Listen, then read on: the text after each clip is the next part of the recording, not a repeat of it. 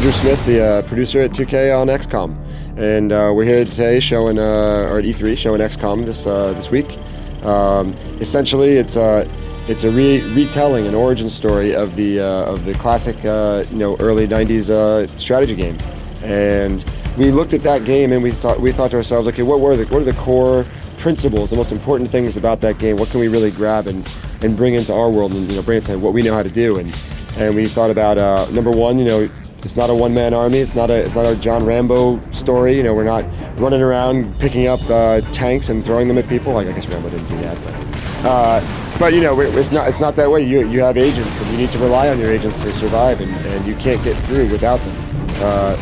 And we wanted to focus on the strategic play in the base, and followed with the tactical combat out in the field. We thought that was really an important piece of the original XCOM. You get out into the field, you can look around, you can see in tactical mode kind of a battlescape. Our reimagining of the original XCOM battlescape.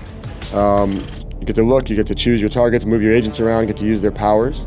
Another big pillar that we have is the research and technology, and subverting alien technology and using it against them. That's a big thing that you have to do to succeed in this war. So we always kind of look back and think about what's the best way. How do we bring our agents in here? How do we use all these tools we're developing in tactical situations and proceed through the battlefield?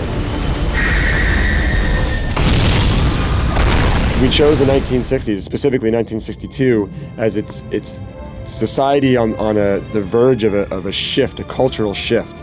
You look at the 50s, and the 50s were an idolized time. Everyone thinks it's the perfect America, and that's not really the case, but that's the image we all have. And it was the 60s, when the 60s came around, the early 60s, that all these dissidents, these people that were kind of pushed out of society were starting to get their voices heard and really become prevalent. And that's a ideal time for an alien invasion, because you're dealing with your internal xenophobia, and then having some outworldly, the outsiders coming in, that really brings that to the forefront, and, causes everything to change. And now it's not about race or gender or sexual orientation or politics or whatever it might be. It's about getting the best and brightest people and bringing them together, because we have a bigger problem.